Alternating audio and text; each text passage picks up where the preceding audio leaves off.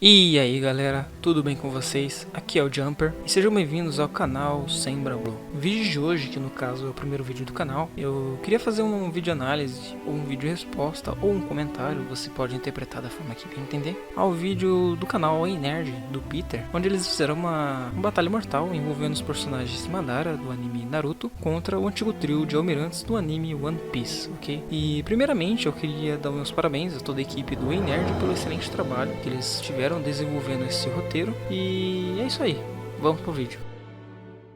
Então galera, eu queria começar o vídeo expondo o fato que é o seguinte: o anime de Naruto e o mangá, ele tem muito mais visibilidade e popularidade no ocidente do que o anime e mangá de One Piece, né? Isso vocês devem concordar comigo. Apesar de One Piece ele ser muito bem vendido, um sucesso de vendas e muito popular lá no Japão, ele não teve uma boa adaptação pro ocidente, né? Aqui no Brasil, por exemplo, que a gente pegou a versão americanizada da 4Kids, você teve muita censura no anime, muitas pessoas não gostaram da dublagem também. E eu acho que esse sucesso ele também se reflete um pouco na análise do canal Ei Nerd, porque fica claro, pelo menos para mim, eu acredito que para vocês também, que a equipe por trás do roteiro e da elaboração dos argumentos, eles têm muito mais conhecimento e embasamento para falar do universo de Naruto do que do universo de One Piece. E assim, é fácil você explicar essa situação pelo seguinte fato: são muitas pessoas, ou a maioria pelo menos, que eles têm o conhecimento de Naruto, eles assistiram Naruto, eles já ouviram falar sobre Naruto. Você pode ter amigos, familiares, conhecidos que conhecem Naruto, né? Só que One Piece é muito mais difícil, é muito mais raro você encontrar. E mesmo quando você encontra pessoas que tenham conhecimento sobre One Piece, muitas delas droparam em algum determinado período do anime ou mangá, eles deixaram de lado o anime. Por exemplo, tem gente que assistiu 100 episódios, tem gente que assistiu 300 episódios, só que eles não acompanham semanalmente, mensalmente, enfim, eles não estão atualizados com o anime ou o mangá. Isso porque, como o anime e o mangá já é publicado no Japão há mais de 20 anos, então são poucas as pessoas que têm paciência ou que têm o engajamento para estar lá acompanhando. E como o anime de Naruto já foi finalizado, então é muito óbvio que as pessoas vão ter muito mais conhecimento em relação aos personagens e ao universo de Naruto do que de One Piece. E a razão pela qual eu quis fazer esse vídeo é realmente por causa desta questão, a de trazer uma outra perspectiva, a visão de alguém que é fã e entendedor da obra de One Piece, beleza? Bom, então, né? Quando você tenta comparar personagens de mundos distintos, universos diferentes, tem certas coisas que você precisa levar em consideração. Uma dessas coisas é o fato de que o Madara, ou pelo menos a versão utilizada pelo Ei Nerd, é uma versão praticamente do final do mangá, né? Onde ele já foi muito bem desenvolvido, tem seus poderes e habilidades explorados ao máximo, ele tem flashback próprio, ele tem um background muito grande. Então assim, tudo que ele podia fazer foi mostrar. O público conhece, de fato, os poderes e habilidades do Madara. Já com relação aos almirantes de One Piece, eles foram introduzidos no mangá com uma certa precocidade, onde os personagens principais não tinham sequer condições de enfrentá-los, né? Só que até hoje, até o momento atual do mangá, que já tá chegando nos capítulos 1000 inclusive, eles não tiveram um bom desenvolvimento em cima de suas habilidades e poderes. Você não consegue dizer o que eles são ou não capazes de fazer. Você tem lá, sim, os conceitos de seus poderes, um é magma, outro é luz, outro é gelo, mas você não viu o que eles podem fazer no total. Tudo o que eles podem fazer, eles eram feitos. Sim, eles estiveram feitos. No arco de Marineford, por exemplo, alguns deles chegaram a enfrentar o Barba Branca, que é um Yonkou, um dos personagens mais poderosos de One Piece. Só que você vê isso como um telespectador. Você não vê isso pela visão deles, você vê pela visão do Luffy. Então nesses momentos você vê cenas, vislumbres do que eles podem fazer. Você não vê a totalidade do que eles podem fazer. Então isso é uma coisa que eu não vi em nenhum momento do vídeo, pelo menos, não me recordo do Peter expor, mas é importante você levar isso em consideração, ok? Já no começo do vídeo, o Peter se refere aos almirantes como sendo os lutadores mais fortes do governo mundial e da marinha. E não é de todo errado essa informação. Entretanto, eu devo fazer uma pequena ressalva. Os almirantes são sim os combatentes mais poderosos dentro da marinha, ou pelo menos é isso que as suas patentes devem representar. Mas é importante lembrar que, por exemplo, Monkey D. Garp, mesmo não sendo um almirante em si, mas sim um vice-almirante, possivelmente ele tem o mesmo nível de força que um almirante, se não maior. Isso porque na era de Gold Roger, as principais forças dentro da marinha que enfrentavam o Barba Branca e o próprio Roger era um Garp e Sengoku, o antigo almirante de frota. Outra informação relevante é que a Marinha é mais um braço pertencente a um corpo maior, que é o Governo Mundial. Dentro do Governo Mundial, existem personagens ainda pouco trabalhados em feitos, mas que se supõe que sejam muito poderosos. Posso citar aqui, por exemplo, o atual comandante-chefe do Governo Mundial, Kong. Kong é um personagem que apareceu poucas vezes, mas pode ser mais poderoso que os almirantes. Há 27 anos atrás, durante a Batalha de Edward, o almirante de frota da Marinha era o próprio Kong. Temos também o Gorosei, ou os 5 Estrelas Anciãs. Como o nome já diz, eles são os 5 personagens que controlam todo o Governo Mundial, ou seja, eles estão praticamente no topo, abaixo apenas de In-sama. Tanto o Gorosei quanto o In são personagens possivelmente muito poderosos, até pela sua relevância e poder político. Eles, para você ter uma noção, controlam o curso da história e prezam por manter o equilíbrio dos 3 poderes no mundo, que são a Marinha, Yonkous e Shichibukais. Por isso, eu acredito que é um pouco equivocado dizer que os almirantes são os maiores lutadores do Governo Mundial, tendo estabelecido que, ao menos por questão de cargo, eles estão abaixo de vários personagens. Inclusive, vale lembrar que o próprio Garp já recusou o cargo de almirante algumas vezes. Com relação ao atributo de força, é importante lembrar de feitos do Luffy base pré-time skip, ou seja, o Luffy de 2 anos atrás que não possuía Haki. O Luffy em Alabasta foi capaz de destruir com as mãos vazias vários quilômetros de rocha e vários prédios com uma sequência de socos, vencendo que naquela época no Shichibukai o Crocodile e o arremessando para longe. O Luffy de Skypiea conseguiu erguer uma esfera de ouro maciço moldada pelo Enel que com certeza pesava mais de 2.000 toneladas, tendo em vista que a densidade do ouro é de 19 gramas por centímetro cúbico e que a esfera de ouro tinha quase o tamanho do Luffy. Isso é o Luffy sem nenhum multiplicador de força, seja Gear ou Hack.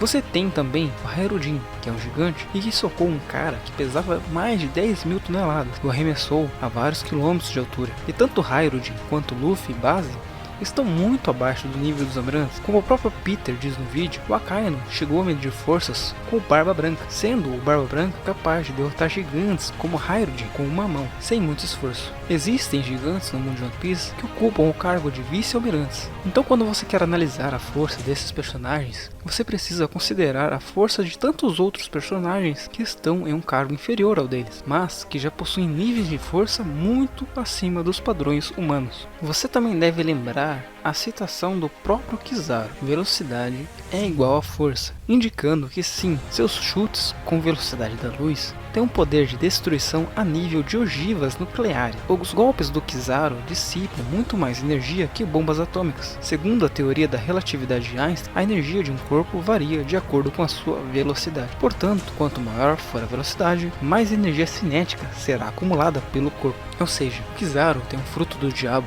com um poder de destruição muito elevado e que não exige dele muito esforço, visto que ele, mesmo tentando se controlar, derrubou uma das árvores gigantes do arquipélago Sabaody. Alguns podem argumentar que não podemos aplicar física nos animes, e eu concordo até certo ponto com este argumento. Mas veja bem, aqui quem está aplicando física é o próprio autor ao citar algo que é praticamente uma propriedade da relatividade geral. Agora vamos falar um pouco sobre o atributo de velocidade. Aqui o Peter e o Enerd também têm um pequeno equívoco, mas que ao meu ver é natural. Boa parte, inclusive da fanbase de One Piece, comete o mesmo erro. A questão é que o Kizaru tem a fruta da luz, então ele tem a capacidade de transformar-se por completo em fótons, que é a partícula da luz. Em nenhum momento ficou estabelecido que o Kizaru precisa se refletir para se locomover na velocidade da luz, ou que ele só pode se mover em linha reta. Sim, é mostrado ele fazendo isso, mas vocês ignoram o fato dele se locomover com partículas, sem demonstrar quaisquer necessidades de reflexão em outros pontos da obra. No mangá, por exemplo, quando ele utiliza o Yata no Kagami contra os supernovas, ele se transforma em um raio de luz que se reflete nas janelas dos prédios e ataca o Scratchman Apu. Entretanto, logo em seguida, quando o Dias Drake está de longe observando, o Kizaru simplesmente some e reaparece na frente do Drake e desfere um golpe contra o mesmo que nem consegue reagir. No filme Z também, você vê o Kizaru utilizar o Yata no Kagami para se transformar em partículas de luz e assim percorrer toda a ilha enquanto enfrenta o ex-almirante Zephyr. Quando o Zephyr lança uma Dynastone prestes a explodir na direção do Kizaru, ele simplesmente se desfaz em vários fótons e sai dali antes mesmo da explosão acontecer. Então sim, o Kizaru tem um golpe onde ele se reflete e viaja em linha reta como uma projeção de luz, mas ele também tem a capacidade de simplesmente se transformar em fótons e se locomover livremente na velocidade da luz. A respeito do atributo de resistência, na minha opinião, o Peter se prendeu muito ao conceito dos logias terem intangibilidade elemental, o que de fato é importante, mas não é tudo quando se trata dos almirantes. Contra um personagem que não possui Busou-Shoku Haki ou o Haki do armamento, é até uma questão muito relevante, mas você tem noção de que eles são logias inseridas em um universo repleto de usuários de Haki do armamento? E mesmo no contexto de One Piece, os almirantes são considerados por muitos os mais poderosos da marinha, chegando a rivalizar com os piratas mais poderosos da obra, os Yonkous. Ou seja, mesmo que você tenha modos de feri-los, eles estão acostumados a enfrentar oponentes que podem tocá-los e anular sua intangibilidade. A resistência e a resiliência física e mental desses personagens são elevadíssimas, chegando ao ponto de lutarem por dias e recuperarem rapidamente de ferimentos graves. Akainu, por exemplo, tomou um soco do Barba Branca que dividiu Marineford ao meio, mas algum tempo depois já estava de pé enfrentando vários comandantes de Yonkou ao mesmo tempo. Então sim, é muito importante falar sobre a intangibilidade dos três, mas é igualmente importante dizer que eles não dependem somente dos atributos de suas frutas, sendo eles muito fortes por si só. No vídeo do Nerd, o Peter usa a citação do Madara ser imortal, querendo dizer que não importa o tamanho do dano, ele se regeneraria. Mas aí também devemos lembrar o seguinte, não foi mostrado em nenhum momento da obra o Madara voltando do zero. Ele se regenera a partir de partes do seu corpo, mesmo quando foi cortado ao meio ou dilacerado pelo Gui, parte do seu corpo ainda estava intacto, e foi a partir dali que ele se regenerou. Você pode assim dizer que talvez ele voltasse, mesmo que fosse a necessidade de regenerar tecidos, órgãos ou membros amputados com proeficiência, provavelmente apenas a nível celular, mas não no sentido figurado de poder, por exemplo, voltar do nada. A única forma do Madara voltar do além, digamos assim, seria com o auxílio de um terceiro personagem que o invocasse na forma Edo, mas isso não é um atributo do Madara em si, mas sim um atributo do Jutsu que o invocou, e portanto não deve ser considerado aqui, ok? O Madara realmente tem grandes feitos de reação e velocidade, mas não quer dizer que ele conseguiria acompanhar um Kizaru se locomovendo freneticamente na velocidade da luz durante horas ou até mesmo dias, a não ser que você considere o Madara tão rápido quanto ou até superior nesse quesito. Eu já me deparei com pessoas na internet que têm essa opinião, seja por multiplicadores ou alguma outra informação que eu desconheço para refutar, existem essas pessoas. Eu pessoalmente não considero, mas você aí nos comentários pode expor a sua opinião se discordar do meu ponto de vista quanto a essa ou a outra questão, beleza? O Peter também disse que o Madara conseguiria escapar do congelamento do Aokiji somente elevando o chakra. Bom, você deve lembrar que em Punk Hazard, o Doflamingo conseguiu sim escapar do congelamento, mas foi por uma razão. Somente se o Aokiji não chegar ao ponto de congelar o coração é que é possível sim se descongelar. Quando um dos avatares do Nagato foi petrificado pelo Naruto, por exemplo, em todo momento o Naruto estava consciente, e por isso ele conseguiu absorver o chakra da natureza e assim petrificar o oponente. Mas aí que está o problema. Você tem personagens em One Piece capazes de voltar a bater o coração, mesmo sem consciência. O Enel, por exemplo, aparentemente inconscientemente, a sua fruta do relâmpago foi capaz de ressuscitar o próprio coração dele. Ainda que exista uma incerteza no fato dele estar ou não estar consciente, eu deduzo que não estava pela maneira como foi retratado os olhos do personagem na cena.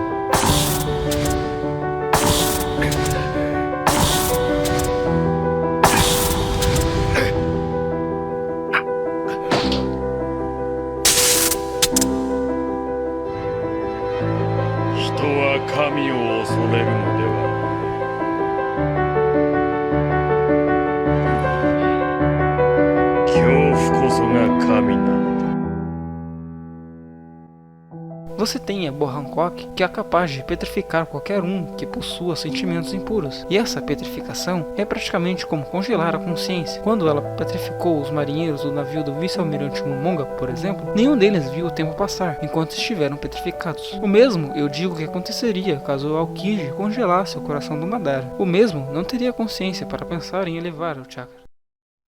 Bom, mas eu não quero aqui só falar com relação aos atributos físicos dos personagens de One Piece. Eu queria também aqui ressaltar certos atributos técnicas bem peculiares que o Madara possui, né? Entre elas, os Limbos. Os Limbos são clones idênticos, mas que residem em uma quarta dimensão espacial. Os clones conseguem interagir desferindo golpes contra personagens que estão presos na dimensão espacial convencional, mas não podem ser vistos, sentidos ou tocados. Além disso, o Madara é capaz de trocar de lugar com os clones.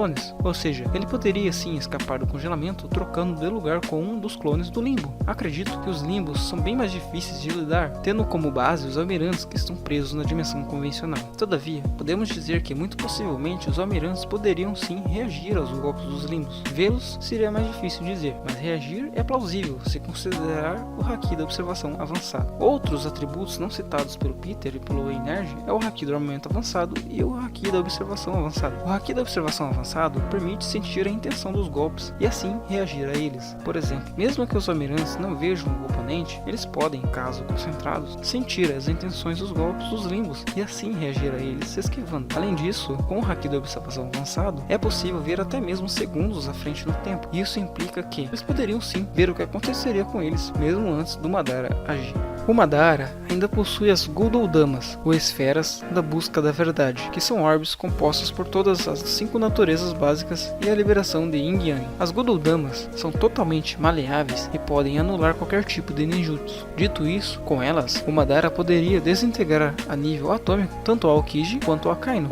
E relacionando esta técnica ao vídeo do Whey Nerd, eles disseram de uma forma um tanto equivocada que as Gudodamas têm a capacidade de afetar diretamente a alma, visto que o Minato, mesmo na forma Edo, ao ser atingido por elas, perdeu os 2 braços até mesmo quando voltou para o mundo das almas. Entretanto, como eu bem disse, por definição as Gudodamas são capazes de anular qualquer tipo de ninjutsu, ou no caso, o Kinjutsu, invocação, reencarnação do mundo impuro, ou Edo Tensei. Ou seja, o que as orbes negras fazem é cancelar o jutsu e não afetar a alma propriamente dita. É de duvidar pensar que o Minato perderia a alma completamente para sempre caso fosse copiado inteiramente. É muito mais racional e condiz com a definição da habilidade que o que acontece de fato é simplesmente uma anulação do Edo Tensei.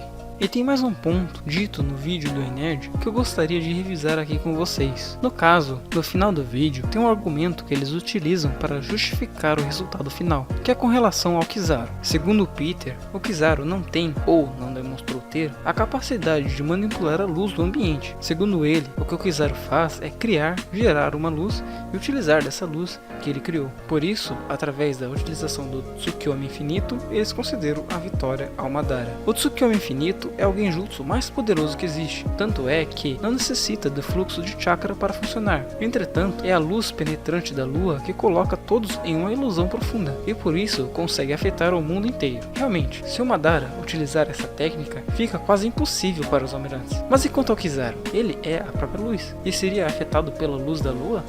Bom, existe um outro aspecto das Akuma no Mi de One Piece que o Whey Nerd não citou em nenhum momento, que é o despertar das frutas. É dito que o poder da fruta provém de um demônio, e que conforme você treina os poderes da fruta e vai se aperfeiçoando, chega um ponto onde essa fruta desperta e um novo mundo de possibilidades se abre. Agora vou entrar em um mundo de especulação, já que não tivemos nenhum fruto da tipologia até o momento em que gravo esse vídeo, com o despertar confirmado no mundo de One Piece. Mas se supõe que os almirantes conseguiram este feito. Um paramecia despertado é capaz de transformar o ambiente no seu elemento. Por exemplo, do Flamingo tem a fruta do fio, e consegue transformar o chão, prédios e até mesmo árvores em fios e assim manipulá-los. O Katakuri tem a fruta do Moshi, e da mesma forma consegue transformar objetos em Moshi e manipulá-los. Em Punk Hazard, Aokiji e Akainu conseguiram afetar o clima de uma ilha inteira eternamente com a sua batalha. Este possivelmente seria o despertar de uma Logia, a capacidade de afetar o clima. Temos alguns indícios no passado. Em Alabasta, por exemplo, parou de chover durante 3 anos após a chegada do ex-Shichibukai Crocodile. O Crocodile é um Logia que tem o poder de drenar líquidos de qualquer coisa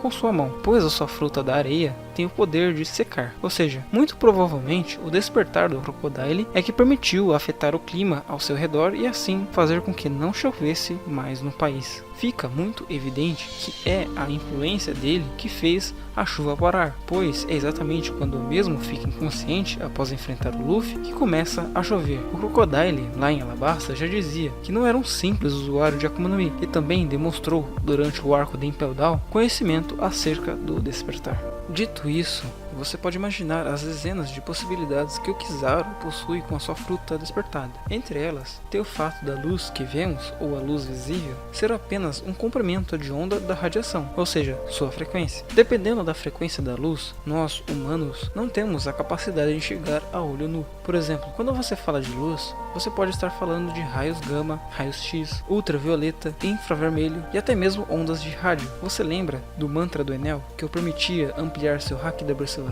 graças ao seu corpo elétrico, captar ondas eletromagnéticas? Então, o Kizaru poderia fazer o mesmo, apenas não demonstrou até o momento. Porém, tem uma coisa que o Kizaru já mostrou. Aparentemente, você pode não ter reparado, mas ele é capaz de ficar invisível. Durante o massacre que ele fez com os supernovas, ele cegou o Basil Hawks, que depois de recuperar a visão, não conseguiu mais ver o Kizaru na sua frente, sendo golpeado logo em seguida. É simples para o Kizaru, como sendo a própria luz, bastaria mudar sua frequência e se tornar uma luz não visível, ou simplesmente refletir a luz em si mesmo. Com o Yata no Kagami, ou espelho de 8 palmos, o Kizaru cria uma esfera de luz e projeta a si mesmo, refletindo-se. Ou seja, o Kizaru poderia sim refletir a luz que incide da lua. Talvez ele conseguisse, inclusive, colocar uma Dara no próprio Tsukiyomi, mas não sei dizer se teria efeito ou não.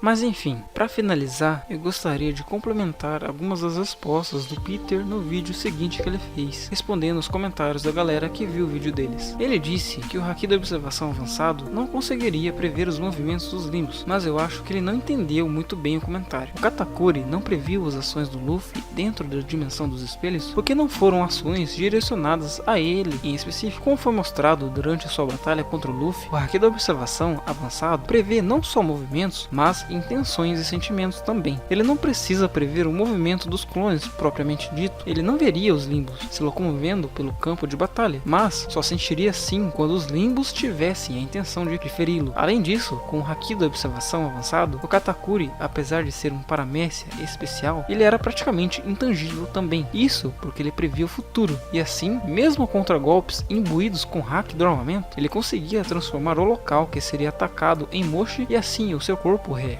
não era ferido. E o Akainu, por exemplo, já fez isso em Marineford, quando ele é atacado por Vista e Marco ao mesmo tempo, ambos personagens que detêm haki do armamento, mas que cortaram apenas o Magma e não o Akainu. Como demonstrado na luta entre Katakuri e Luffy, a melhor forma de contra-atacar um usuário do haki da observação avançado é desenvolvendo o mesmo tipo de haki e assim entrar em um combate de previsões, onde uma supera a outra até a exaustão. Isso significa que seria assim bem complicado para o Madara vencer os almirantes sem antes recorrer ao Tsukiyomi infinito. E mesmo que ele conseguisse usar a técnica antes de ser completamente congelado ou desintegrado, não tem prova nenhuma que indique que o Kizaru seria afetado por tal técnica, muito pelo contrário.